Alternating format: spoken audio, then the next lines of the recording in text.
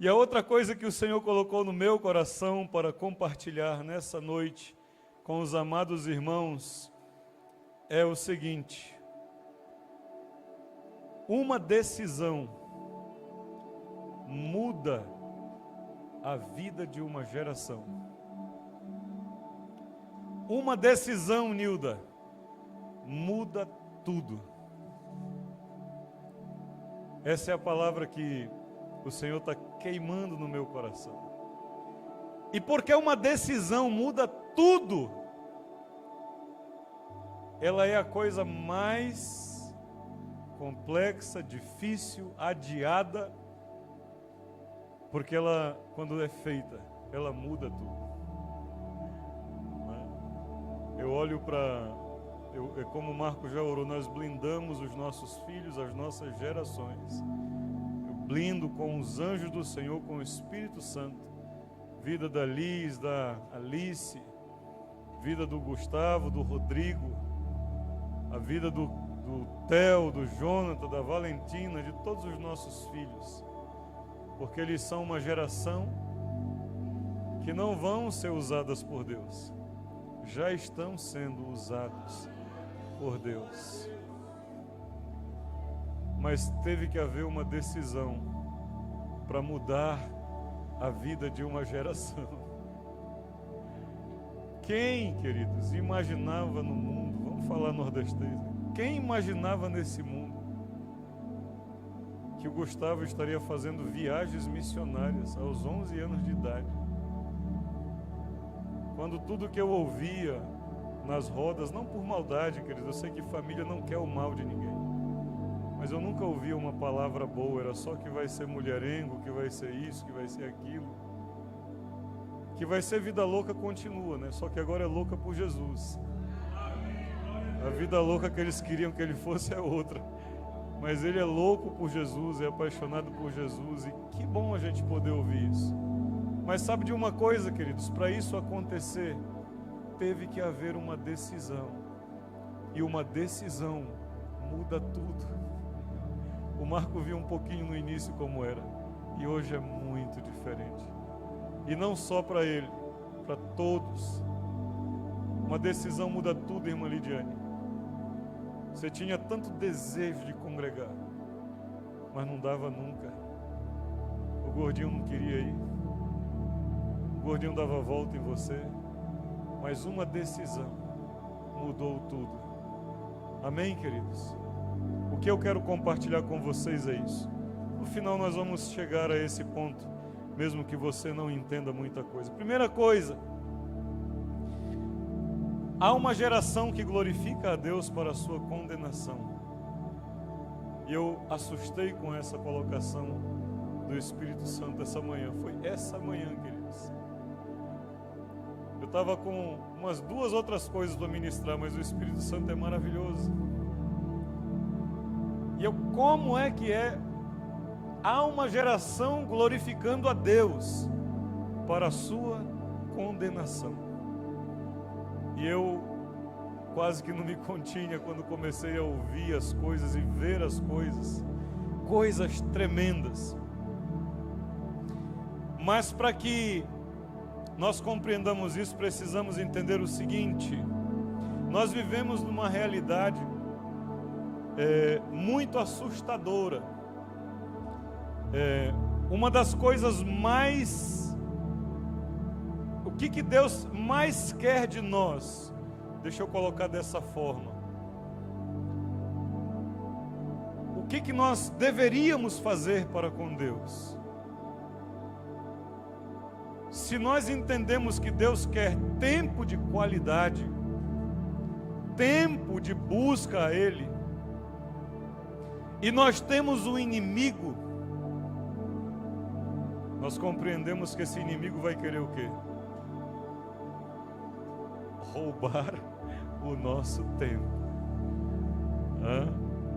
Porque, Letícia, quanto mais tempo você der para Deus, mais a sua visão espiritual vai se abrir, e mais você vai viver o plano de Deus para a sua vida, à medida que você enxerga. Mas se ele roubar o seu tempo, se ele lhe distrair, você vai entrar num ciclo em que você nunca vai ter tempo para buscar ao Senhor. A nossa geração, a humanidade, uma das coisas mais difíceis para os nossos dias, inclusive aqueles que rompem essas barreiras, são vitoriosos mesmo sem ter Deus. A diferença é que eles vão vencer só para essa vida, mas para o futuro eles não vão ter. Mas qual é a barreira, qual é a dificuldade? Eu dividi aqui em 4 coisas: foco, fé, decisão e perseverança. 4 coisas. Analise as nossas sociedades, analise as pessoas à nossa volta. Você vai ver que pessoas, meu pai dizia assim, aquilo que muda, que muito muda, murcha. Parece um trava-língua, né? Mas não é. Muda, que muito se muda, murcha. O que é? Você tem um pé de coqueiro, Manuel. Plantou o coqueiro, nasceu, com 1 ano você muda ele de lugar. Deu 3 meses, você muda ele de lugar de novo. Mais 3 meses, você muda ele de lugar de novo. E fica mudando ele de lugar. Ele vai dar coco? Não vai dar coco, querido. Então a nossa geração, ela tem uma dificuldade. Primeiro, de focar. Focar no sentido de o farol do carro. Alguém já andou sem farol de carro à noite? Já andou? Você já teve essa experiência? É horrível, queridos. Porque você não tem visão, porque não tem foco. A luz não está focando. Vou te dar uma outra situação. Andou com o farol, tem foco, tem luz, mas a pista não tem as marcações. É aquela pista novinha que acabaram de fazer. Você não tem onde focar. É fácil ou é difícil? A Janete diz assim, mas como é que tu está indo? Eu digo, eu estou indo pelo GPS, porque pela estrada eu não estou vendo. Agora a mesma situação chovendo. Aí. Então como que uma geração, irmão Marco, a nossa geração, quer receber algo se ela não tem foco? E não tem em que focar. Porque o foco é importante para você crer. Eu foco em algo que eu acredito. E eu acredito em algo que eu estou vendo. Foco. Então é importante isso. Aquilo que eu acredito leva a tomar decisão. Mas as decisões que eu estou tomando estão baseadas em achismo, não em foco e fé. O que acontece? Eu mudo a minha decisão de tempo em tempo. Eu perco a perseverança. E quem não persevera, querido, também não alcança. Quem não persevera é semelhante ao Manuel atravessando a lagoa. Chega no meio da lagoa, ele diz, cansei, vou voltar. Ou seja, o esforço que precisava para chegar do outro lado, ele vai gastar voltando. Porque você não tem perseverança. Se Deus quer o nosso tempo, o inimigo quer tirar o nosso tempo. Porque o papel de Satanás, queridos, é inverter a criação. Observa uma coisa que está sendo muito bombardeada pelo maligno. E saiba que é isso que o Senhor quer da sua vida, na sua vida, da sua família, do seu ministério. Tudo que ele quer é inverter. A pessoa nasceu mulher, Satanás diz que é o quê? É homem. Nasceu homem, ele diz que é o quê? É mulher. Deus quer a família constituída a base para que os nossos filhos sejam homens e mulheres usados poderosamente nas mãos do Senhor, na nossa sociedade, querido. Não só na igreja, mas na nossa sociedade. Nós estamos vivendo agora em novembro um momento político muito sério das nossas prefeituras. Mais de 5 mil, não sei agora o número, mais de 5 mil ou 6 mil, não sei, municípios.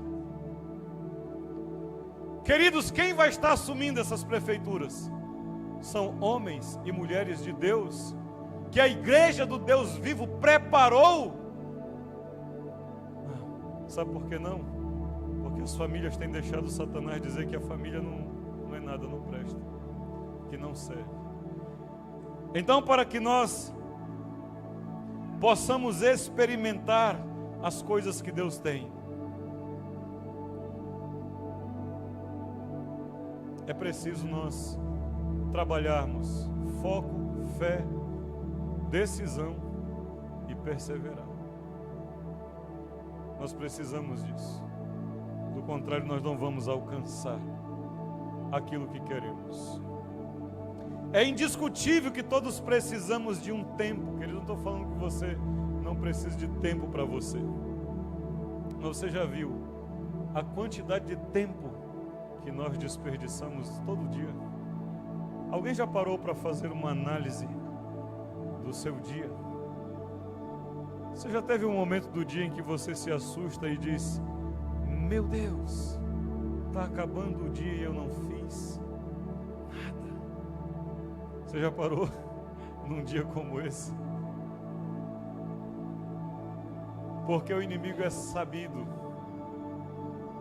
porque o inimigo é sagaz.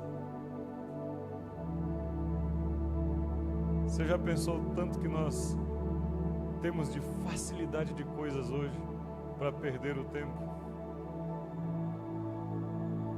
Você experimenta uma coisa, eu achei legal uma coisa que a dona Janete fez hoje. Pôs o celular para carregar e desligou. Quem é que desliga o celular na hora de carregar? Não, né? A gente pega um lugarzinho confortável, perto da tomada, e fica com o infeliz ligado e nós lá usando. Você já parou para pensar o quanto de tempo útil? Não estou dizendo que você não possa mexer no celular, queridos, eu uso o celular, todo mundo usa. Eu uso como uma ferramenta, eu tenho procurado usar o celular como uma ferramenta. Muito mais esse último, que foi um presente da igreja. Então, mais ainda eu tenho que usar para um fim proveitoso, mas tem hora que irrita, que você vê que está demais. Eu fiz uma meta, querido, de ler, acho que uns 15 livros esse ano. Eu estou com uns 7 lá que ainda não tirei do plástico. E só tem 2 meses para acabar. E eu vou te dizer uma coisa, o celular roubou boa parte desse tempo.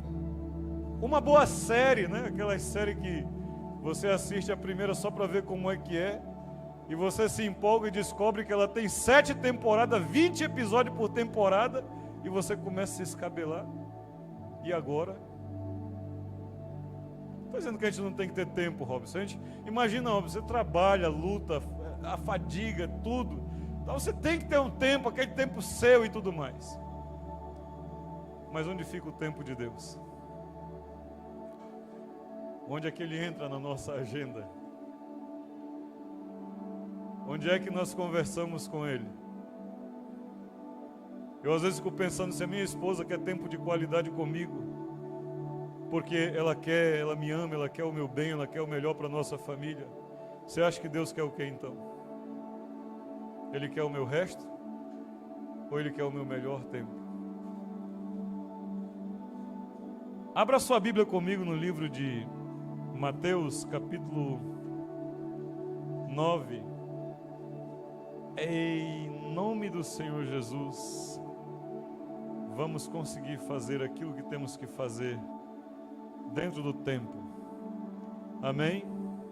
Vou deixar a palavra falar mais e eu vou falar menos. Fala menos, Sérgio, em nome de Jesus.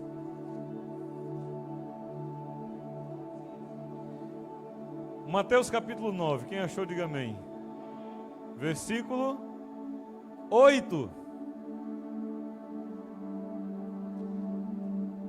Vendo isto, as multidões, possuídas de temor, glorificavam a Deus, que dera tal autoridade aos homens.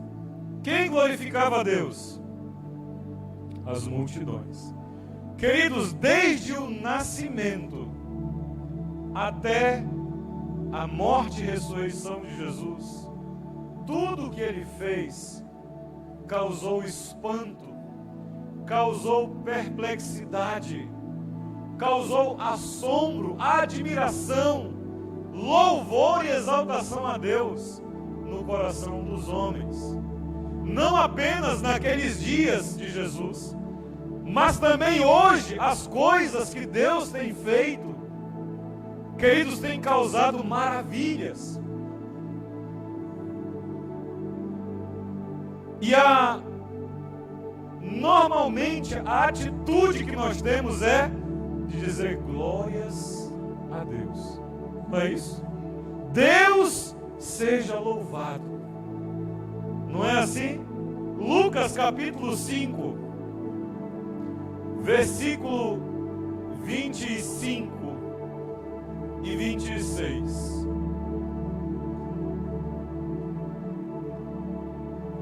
Quem achou, diga amém. Alguém que está moderando vai digitando aí os textos para os irmãos na live. Diz assim o 25: imediatamente se levantou diante deles e, tomando o leito que permanecera deitado, voltou para casa glorificando o curado paralítico, levado por alguns amigos, foi curado e ele, pela cura, glorificou a Deus. Mas o 26 diz: todos ficaram atônitos, davam glórias a Deus. Davam o quê? Quem dava glória a Deus? Todos que estavam ali davam glória a Deus. Davam glória a Deus e, possuídos de temor, diziam: hoje vimos prodígios, coisas grandes. Ainda em Lucas, no capítulo 18, você já está no livro de Lucas, então só adianta aí. Capítulo 18, versículo 43. Ali era um paralítico, aqui é um cego. Quem achou, diga amém. Diz assim, ó: imediatamente tornou a ver e seguia-o, glorificando a Deus. Ora, como não? Eu fui curado, meu amigo, eu vou fazer o quê? Eu vou glorificar a Deus. Também todo o povo, vendo isso, ou vendo isto, dava louvores a Deus. Onde Jesus está, querido, onde Ele está operando, sempre haverá adoração, exaltação, louvor a Deus, o espanto. Volta comigo para Mateus capítulo 15. Mateus capítulo 15, versículo 31. Amém? Oh, foi fraquinho esse amém. Mateus 15, 31. Quem achou, diga amém. Diz assim, ó: de modo que o povo se maravilhou ao ver que os mudos falavam, os aleijados recobravam saúde, os coxos andavam, os cegos viam, então glorificavam ao Deus de Israel. Aleluia! Onde Jesus estava, operando o que Ele estivesse fazendo, Ele sempre causava espanto, perplexidade, admiração, louvor, adoração, exaltação. Sempre havia isso. Mas eu quero chamar a atenção dos irmãos que no dia da crucificação de Jesus, apenas uns 3 estavam ao pé da cruz. As multidões o glorificavam, os homens o exaltavam, aplaudiam, Robéria, quando ele multiplicou os pães e peixes. Mas no dia da cruz, no dia que ele foi entregue, todos o abandonaram. O mais valente de todos, seu amigo do peito, Pedrão, Pedro foi uma tradução, era tipo Pedroca, Pedregulho, era um apelido. Jesus gostava de dar apelido às pessoas, proféticos.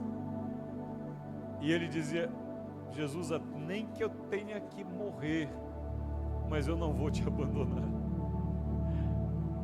Mas os irmãos sabem a história, eu não preciso desenhar.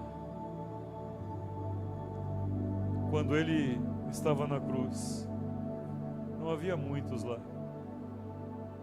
para dizer: glória a Deus, ele venceu a morte. Ninguém entendia, ninguém sabia o que estava acontecendo. Jesus pagou o preço. Onde Jesus estava e o que ele fazia, não apenas naqueles dias em Marco, mas ainda hoje. Se nós pararmos aqui um momento para pensar nas maravilhas que Deus tem feito. Primeira coisa, todos vocês estar aqui hoje é uma maravilha de Deus, porque era impossível vocês estarem. Falando nisso, eu quero louvar a Deus, glorificar a Deus, porque guardou a vida do irmão Cícero na cirurgia, porque ele está bem, porque o Senhor cuida dos seus. Mas Cícero é um milagre. Cícero morreu e ressuscitou no mesmo instante, porque Deus tem um plano tremendo para realizar na vida dele. Mas se você pensar, nós aqui, queridos, tantos milagres aqui, Zé, quantas pessoas balançam a cabeça e dizem: eu não acredito não que você está congregando numa igreja. Não quer nem saber se você é fiel ou não. Só o fato de você vir, ele já fica assustado. Fica ou não fica? Nós somos um milagre de Deus. E isso, o nome do Senhor é exaltado. Mas eu quero dizer uma coisa: há uma multidão que glorificava a Deus naqueles dias para a sua condenação. E ainda hoje, há uma multidão dando glórias a Deus para a sua condenação. Infelizmente. Lucas capítulo 17. Volta lá para Lucas, nós estávamos no 18. Fica um pouquinho antes. Lucas 17:11 diz assim. Amém? Quem achou, diga amém. Lucas 17:11. Eu vou ler o texto todo e depois nós conversamos. De 11 a 19. De caminho para Jerusalém, passava Jesus pelo meio de Samaria e da Galileia. Ao entrar numa aldeia, saíram-lhe ao encontro 10 leprosos, que ficavam de longe. Repita comigo: ficavam de longe. Muito bem. E lhe gritaram dizendo: Jesus, mestre, compadece-te de nós. Ao vê-los, disse-lhe Jesus: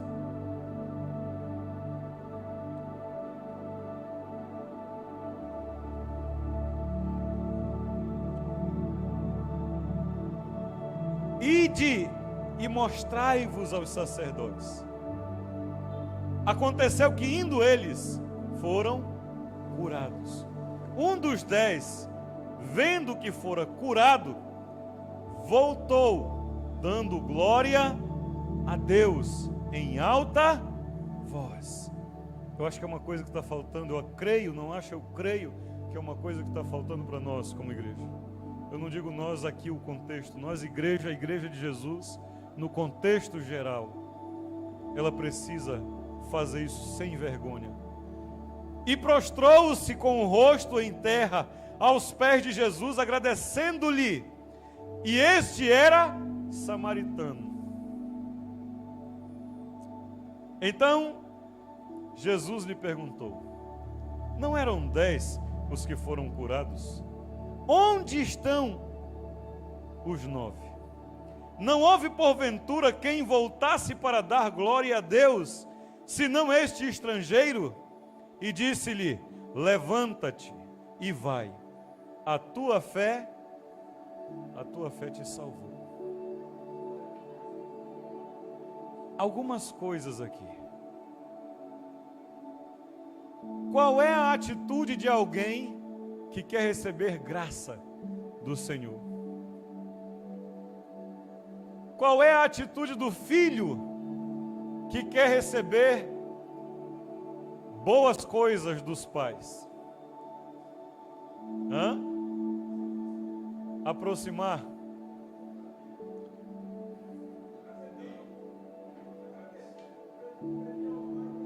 Pedir.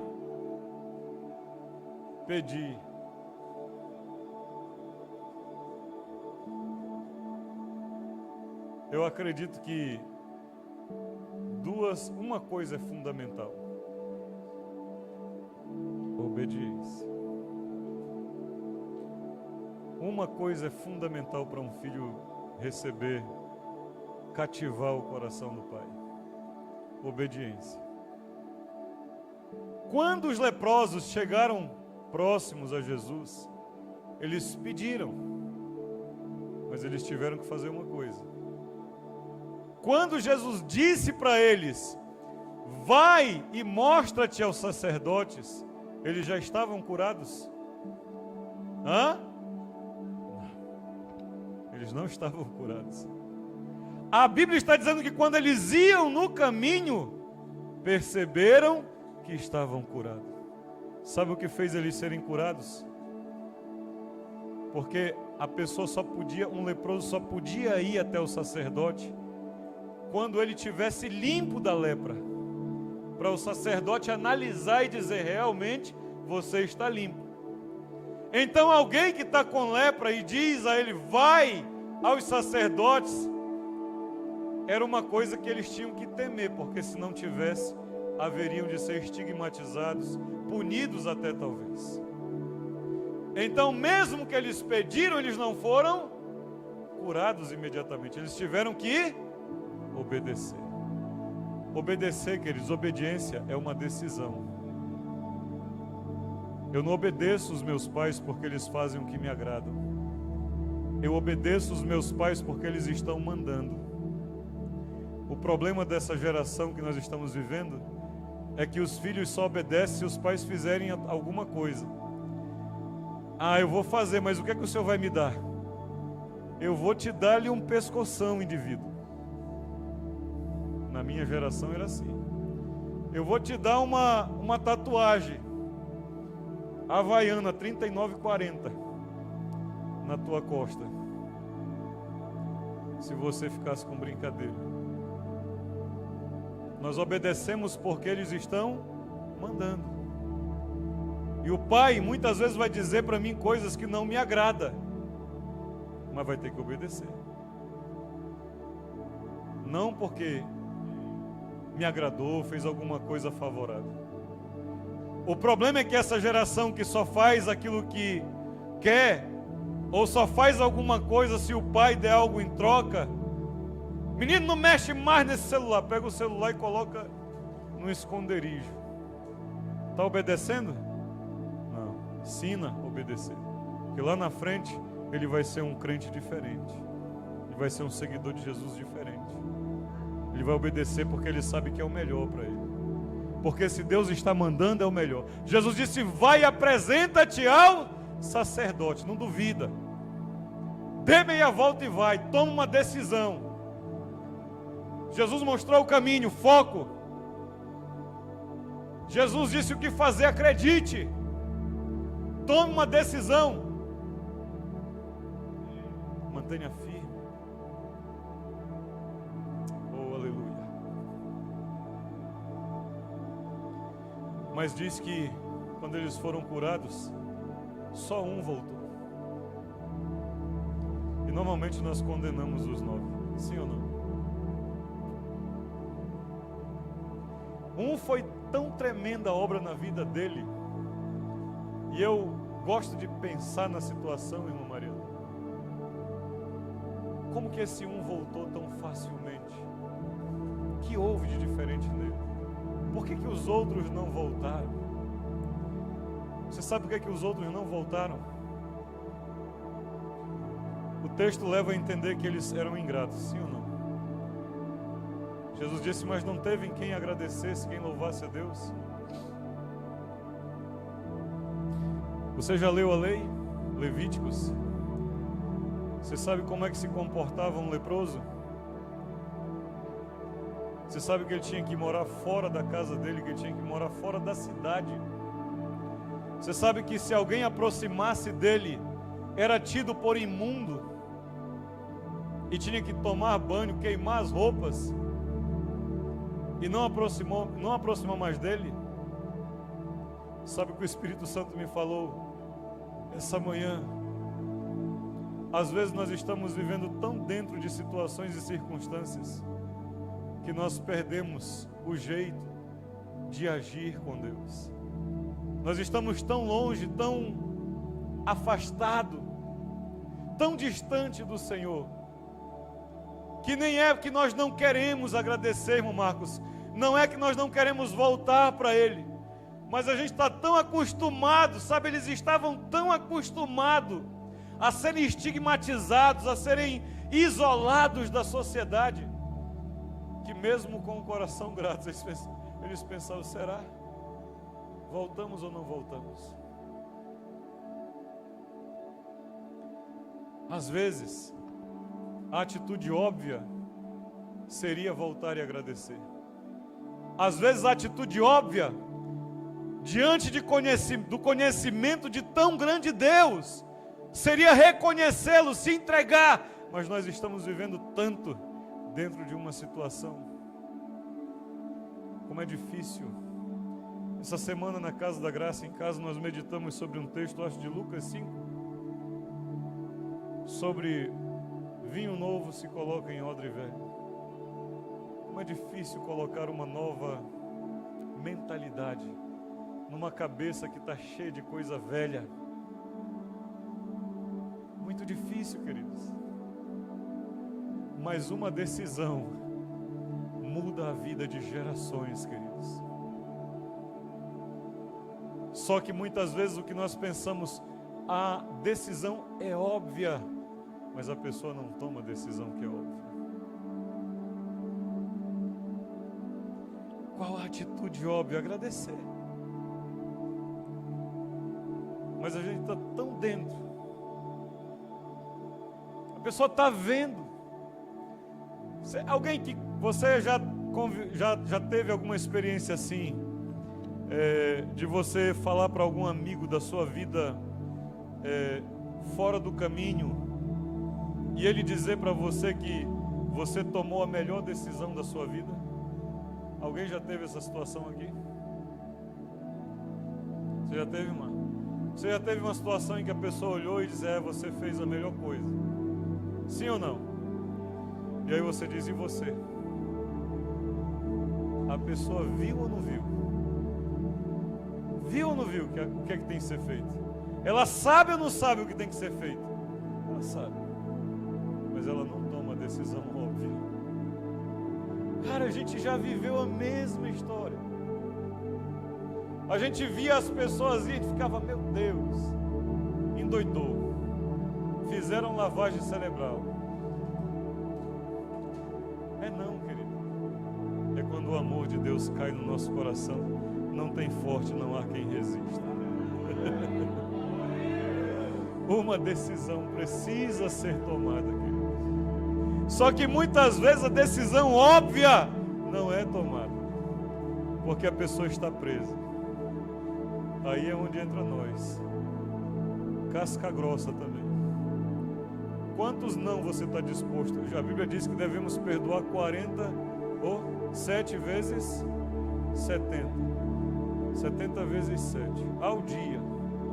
Quantos não você está disposto a receber por Jesus? Porque, queridos, vai ter que bater na rocha. E bater com amor, com carinho é muito difícil. Porque você tem que bater de uma forma que você não perca. Você tem que bater na rocha de uma forma que ela não trinque, mas que ela abra o espaço.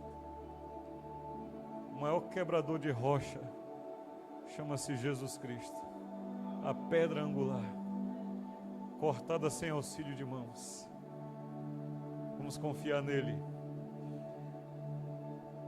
As pessoas sabem a decisão que elas têm que tomar. Quantos amigos meus? Eu fui uma viagem, vindo de Moçambique de férias. Queridos, eu estou em 30%, olha. Um amigo meu que converteu na mesma época que eu, soldado militar, prestando serviço numa penitenciária, desviado dos caminhos do Senhor. Eu fui lá com ele, passei uma tarde, tive que passar uma lábia no diretor da penitenciária. Ele só tem uma condição para você falar com ele: você vai ter que subir na torre que ele está de guarda. Eu subo, não tem problema. Fui para a torre, subi onde ele estava, conversei com ele umas 2 horas, querido. Ele dizia para mim: eu sei que tenho que tomar uma decisão. Então toma, eu estou aqui agora. Não, mas não é a hora. Depois. Mas saber as pessoas sabem. Quem nos olha, Robson e Mariana. Quem nos olha, Zé Carlos. Quem nos olha, Cauê. Quem nos olha, Klaus. Quem nos olha, Kevin. Quem nos olha, irmão Marcos. Nilda. Quem nos olha, vê a diferença. E sabe quem fez a diferença. E sabe o que precisa fazer para viver a mesma coisa. Mas ele não quer fazer. Mateus capítulo 27.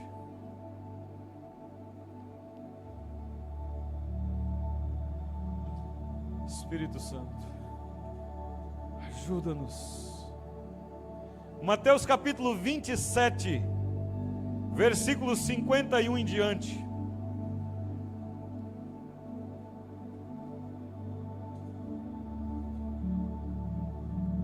Amém?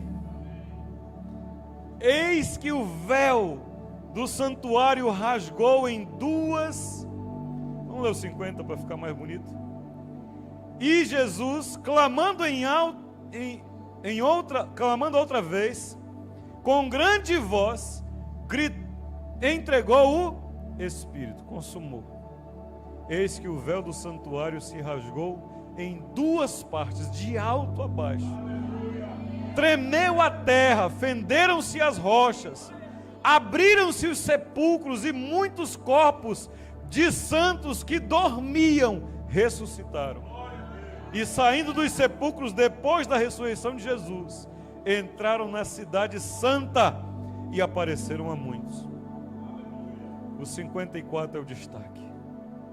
O centurião e os que com ele guardavam a Jesus, vendo o terremoto e tudo o que se passava, ficaram possuídos de grande temor e disseram: o que eles disseram? O que eles disseram? Verdadeiramente, este era Filho de Deus.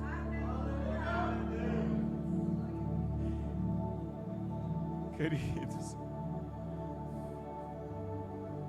as pessoas sabem que Jesus é o Filho de Deus, Nilton. Mas o nosso papel, que já cremos, é anunciar. Não é fazer ninguém mudar de ideia. Não queremos fazer ninguém mudar de ideia. Nós queremos que as pessoas se arrependam. Que elas creiam de fato e de verdade em Jesus. Você pensa que eu quero que as pessoas congreguem aqui? Eu não quero não, queridos. Eu quero que as pessoas se arrependam. Congregar seja uma consequência de um arrependimento e uma vida entregue nas mãos do Senhor. Decisão, queridos, é necessário para que haja mudança. Mas uma não tomada de decisão já é uma decisão. Eu não vou decidir ainda. Queridos, já é uma decisão. Sabe por quê? Porque o Criador não tem tempo a perder com quem não tem tempo para Ele. Alguém aqui é melhor do que Deus? Zé, nós não somos melhor do que Deus. O que nós temos que fazer, Zé? Manter a nossa decisão firme em Jesus. Aquele que está ao nosso lado, quando se questionar e nos perguntar e pedir razão da nossa fé, nós o daremos. Mas o levá-los a Cristo não é meu papel. Quantos nãos você está disposto a receber por Jesus? Eu não vou tomar decisão ainda. Por quê? São muitas religiões, muitos deuses. Causa uma confusão na cabeça da gente. Corre comigo para Gálatas. Você já ouviu essa desculpa aí? Não vou decidir não, porque é tanta religião, como é que eu vou saber qual é a religião, qual é o Deus? Está repreendido, mas eles dizem isso para nós.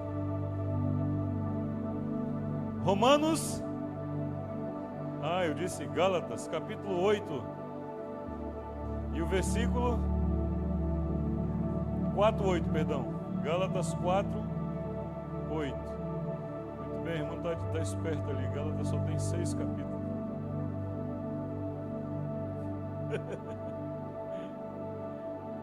Amém?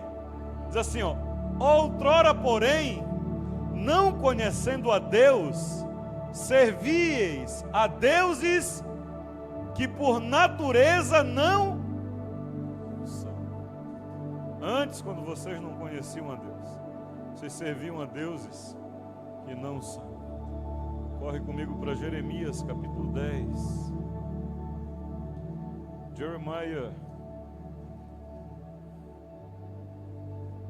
Jeremias, capítulo 10. Olha para o seu irmão e diga: você apertou o cinto?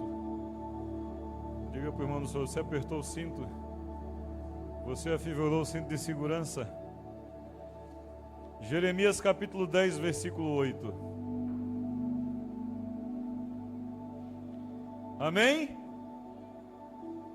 Diz assim, mas eles todos se tornaram estúpidos e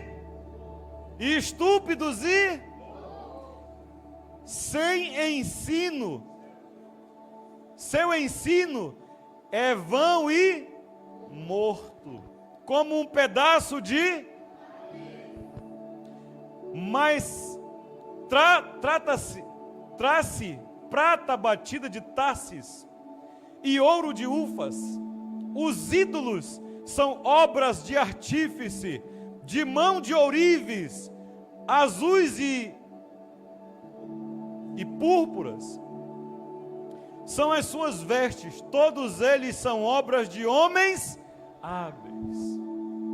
Alguém aqui já viu alguma imagem, alguma relíquia religiosa que desceu diretamente do céu para os homens? Todas foram criadas por homens. 10. Mas o Senhor é verdadeiramente Deus. Ele é o Deus vivo, o Rei eterno. Tudo passa, mas Ele é eterno. Do seu furor treme a terra, e as nações não podem suportar a sua indignação. Assim lhes direis: os deuses que não fazem os céus nem a terra, a diferença, queridos, desaparecerão da terra e de debaixo destes céus. O Senhor fez a terra pelo seu poder, estabeleceu o mundo por sua sabedoria, e com a sua inteligência estendeu os céus. O nosso Deus é o Deus que fez os céus e a terra.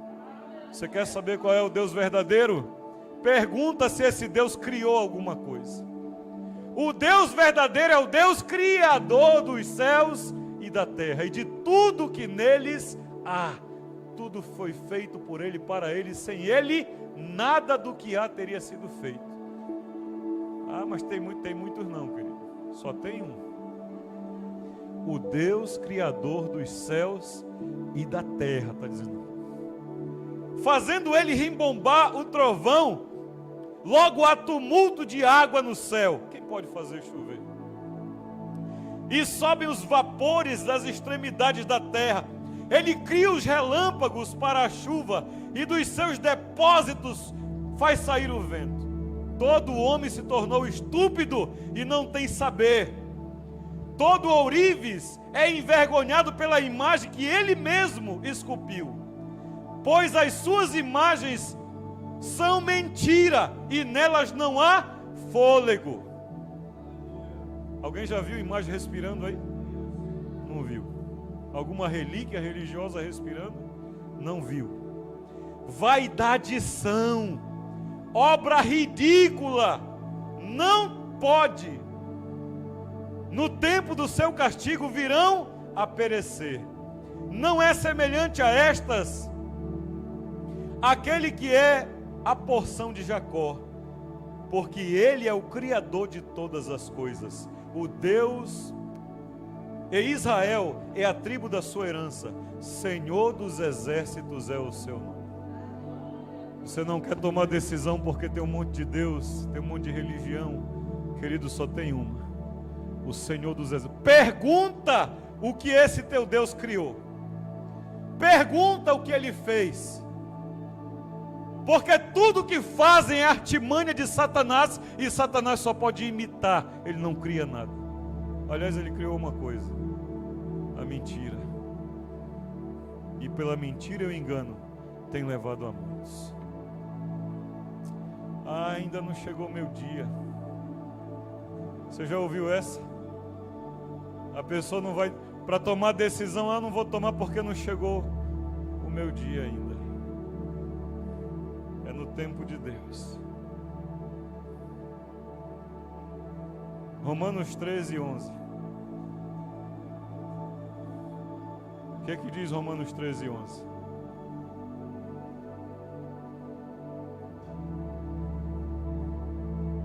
Eita, é 13 ou é 3, hein? É 13. Quem achou, diga amém. E digo isto a vós outros, que conheceis o tempo, já é a hora de vos despertardes do... Diga para o seu irmão: acorda!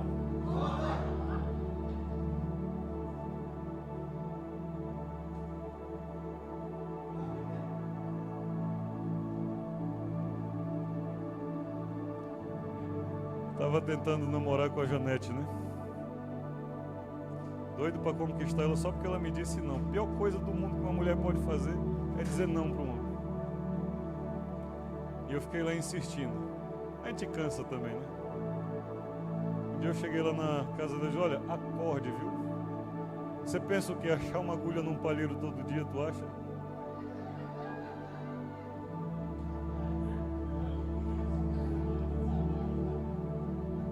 Aí ela acordou, Ivete.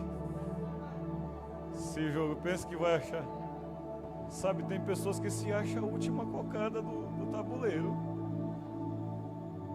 Estou te falando, você fala de um Deus criador, de um Deus de amor, de um Deus de misericórdia, de um Deus provedor, de um Deus que age em todas as coisas. Sabe o que ela diz? Hoje não, Faro. Eu vou lhe dizer, viu? Hoje não. Como assim, meu amigo? Acorde. Acorde, meu amigo. Jesus está voltando, querido. A hora está chegando. Hoje, quando eu saía para o monte, alguém mandou mensagem desesperado: pastor, tentaram me matar. Ah, é? E não tem uns aí que acham que são invencíveis? Não tem uns aí que acham que é super-homem, que tem o controle da vida, queridos? O amanhã não nos pertence. Acorda. Amém? Diga comigo: acorda do teu sono. Porque a nossa salvação está agora, mais perto do que quando no princípio cremos. Amanhã estará mais perto. Depois de amanhã estará mais perto. Semana que vem estará mais perto. Eu não sei se nós vamos conseguir fazer o encontro. Jesus pode voltar antes. Ano que vem estaremos mais perto, querido. Em 2030, será? Já voltou. 2 Coríntios 6. Segunda carta de Paulo aos Coríntios, mais à frente de Romanos. Capítulo 6, versículo, eu disse o versículo 2, eu acho. 2. 6:2. Ah, não vou tomar decisão não, ainda não está na minha hora. É no tempo de Deus. Amém? Diz assim: porque Ele diz, eu te ouvi no tempo da oportunidade e te socorri no dia da salvação. Eis agora o tempo sobremodo oportuno. Eis agora o dia da salvação. Qual é o tempo de Deus? Você está esperando o tempo de Deus para decidir? Então decida, porque Deus já disse o tempo dele. Ou então assume a sua posição e não tente colocar culpa em Deus, porque o inferno existe, é real e é eterno, mas ninguém precisa ir para lá. Só vai quem quer. Quando for a vontade de Deus. Eu estou na vontade de Deus. Você já ouviu essa? Não quero não ainda. Quando for a vontade de Deus eu vou. Olha, irmãos, nessas horas eu dá vontade de eu dar uma voadora. Olha, se eu soubesse dar uma voadora eu dava. Não, só no tempo de Deus. Olha, queridos, não. Pense se Deus quer que você creia nele. Pense se Ele quer que... eu tenho uma aliança com João 3,16 tremenda. Tem que ter João 3,16 numa ministração minha. Não, Deus não quer não, Roberto. Ele simplesmente mandou o unigênito filho dele morrer na cruz por um mal acabado como eu. Pagou o mais alto preço, sabe, eu fazendo tudo para conquistar a Janete e ela achando que eu não queria ainda, que eu estava de brincadeira. Tem pessoa que está assim com relação a Deus. Querido, acorda. Ele te amou de tal maneira que mandou o seu filho unigênito morrer na cruz por ti. Será que é vontade dele que você converta? Será? Não, pelo amor de Deus, só se desenhar, né? Só se, meu irmão, pegar a chicota que deram, a chibatada lá em Jesus e começar a chicotar um monte de gente também, porque vai ser tapado assim lá num lugar de bênção, porque Ele pagou o mais alto preço, porque Ele pagou o mais alto sacrifício, porque Ele entregou a sua vida por nós. Você acha que é vontade dEle ou não? E quando alguém diz a você, não é da vontade de Deus ainda, querido, sinceramente, é essa hora que você tem que tirar o sapato. Se tiver de sapato, você tira o sapato. Não é vontade de Deus não para ti? Tá bom.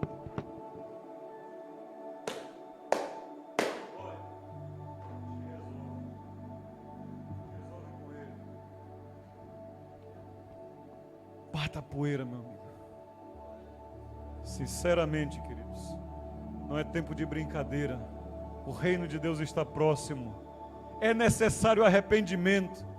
Infelizmente tem que pregar arrependimento para a igreja que congrega hoje, porque é um monte de meninão espiritual. Não vou mais não, porque o pastor disse paz do Senhor para a irmã e não disse para mim. Cria vergonha na cara. Não vou mais não na igreja, porque não ligam para mim, não me mandam mensagem. Sinceramente, queridos, quem pagou o preço por você foi Jesus, não foi Sérgio não.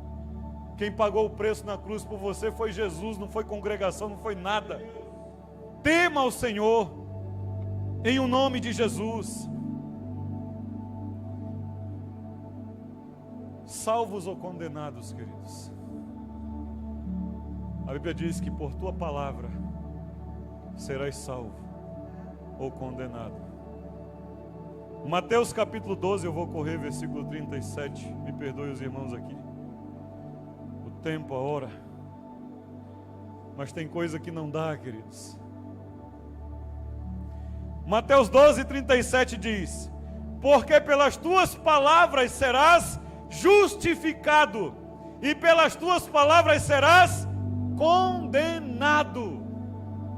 Então, Nilda, você está falando para as pessoas, Você está dizendo, entrega a tua vida a Jesus. Ela está dizendo o quê? Não, hoje não.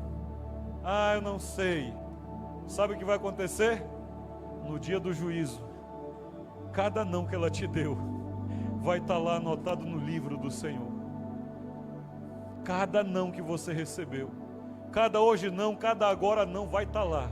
Mas o nosso papel vai continuar sendo feito.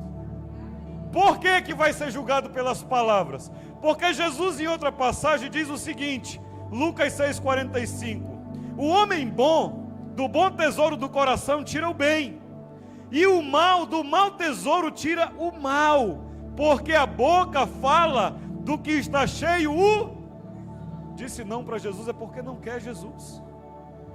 Querido, você está ouvindo? A palavra hoje é pregada por todas as formas, todos os meios.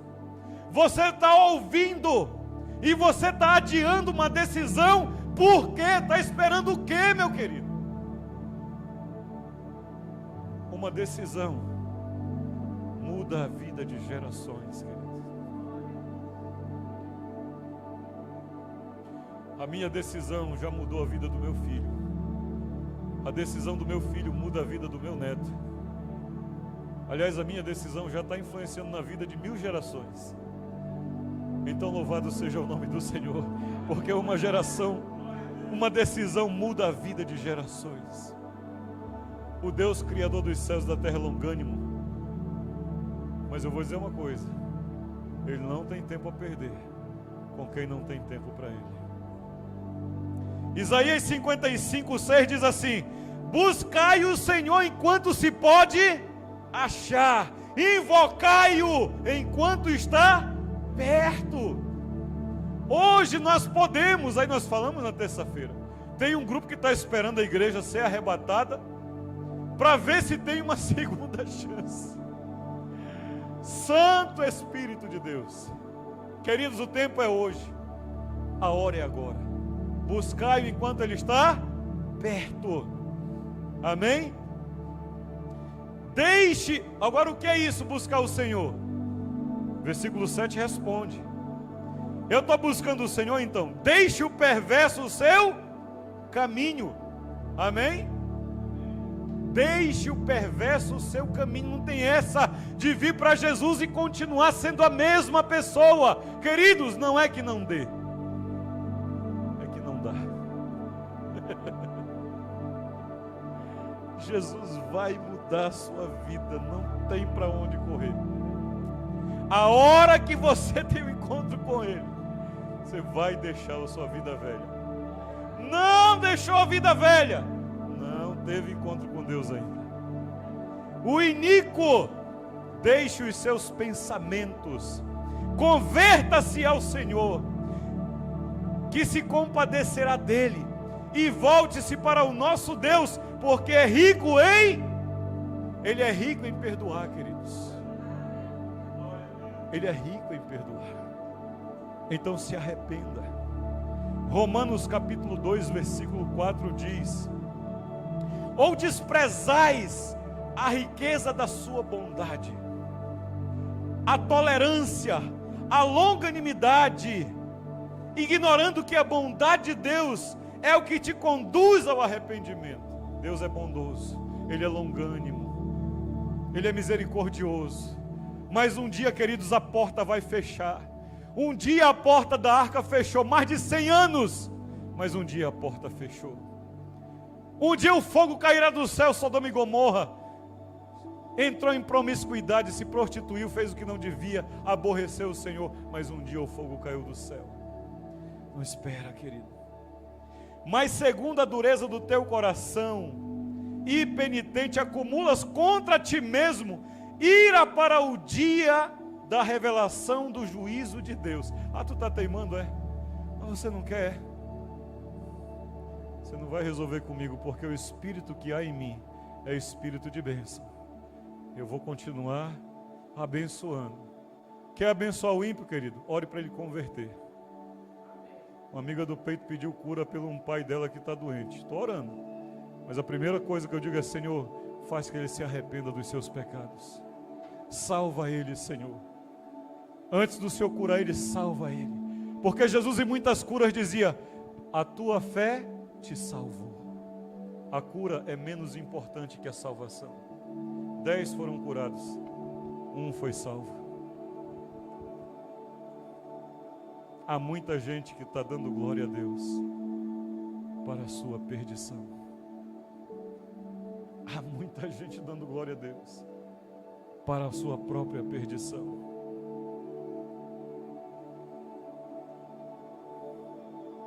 Você está acumulando contra si mesmo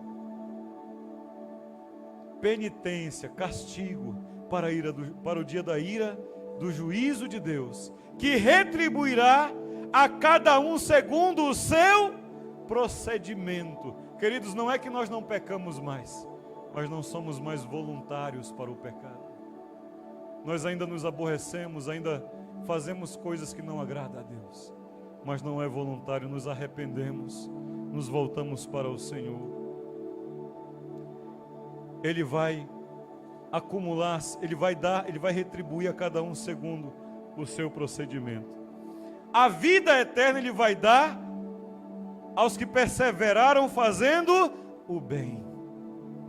Procuraram glória, honra e incorruptibilidade. Mas a ira e a indignação aos facciosos, que desobedecem à verdade e obedecem à injustiça. Está seguro no cinto, querido? Te segura, porque você está em Cristo e o Senhor é suficiente em nossas vidas. Mas aquele que está teimando, aquele que está rejeitando, irmão Marco, continua batendo na rocha até a sua família se render. É assim que eu faço com a minha. Tem muitos meus que ainda não se entregaram, muitos mesmo. E eu continuo sendo a voz de Deus, proclamando no meio deles. Mas a cada dia que eles não ouvem a voz do Senhor, através da minha vida, eles acumulam castigo. E o tempo do castigo está chegando, queridos. Mas Jesus nos livrou do castigo. Ele nos livrou do dia do juízo. Ele nos livrou da condenação. Diga comigo: há uma geração que glorifica a Deus para a sua própria condenação, mas uma decisão muda a vida de gerações. Uma decisão muda a vida de gerações. O que vai ser, queridos? Qual será a decisão? Eu sei que você já tomou a sua.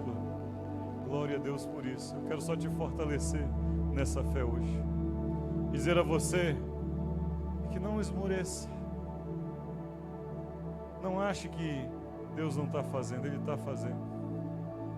Félix, eu te amo. Nós vamos abrir uma igreja lá em Recife. Você vai ser o pastor dela.